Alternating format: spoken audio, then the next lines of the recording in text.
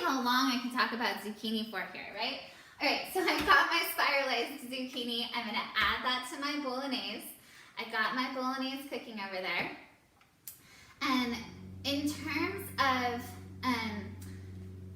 plants and talking about protein, the conversation of like alternative meats is really important, all right?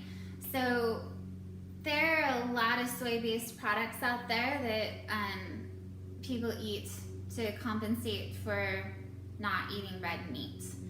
And there are some pretty major health complications with those choices, okay?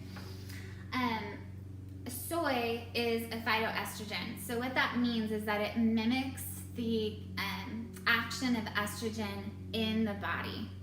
And, you know, particularly for people who are already struggling with hormonal imbalances, this can complicate the situation even more so.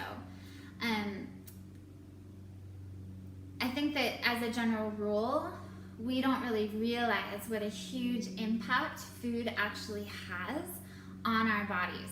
We don't realize that soy is actually an incredibly powerful hormone mimicker, okay? That it acts very similarly to estrogen, which is why if I have a client who comes in and I've run some hormone tests on that person, a woman in this situation, because I'm not concerned about estrogen for my male clients, but if I get those test results back in and I see that she's super deficient in estrogen, one of the supplements that I'll probably recommend to help support her is gonna have soy in it because it is that powerful. Now on the flip side, if you have too much estrogen, which is oftentimes the case for women who have fibroids, who have endometriosis, it can be a contributing factor in infertility. And hey, you men out there, don't you think for an instant that you are not susceptible to this too, okay? You know that little weight around the middle that you've developed over the last couple years and you can't figure out what's going on? You're not feeling quite so vital as you used to be, okay?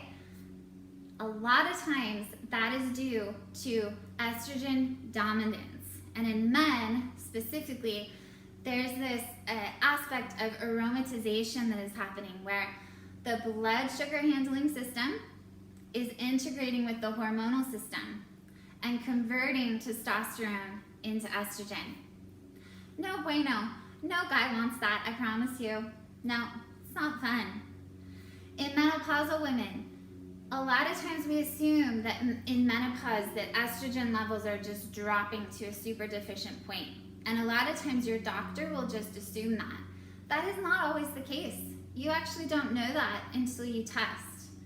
So to just blanket statement say that all menopausal women should eat soy is just flat out not correct.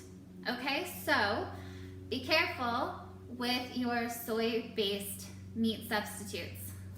My best suggestion, grass-fed beef has some pretty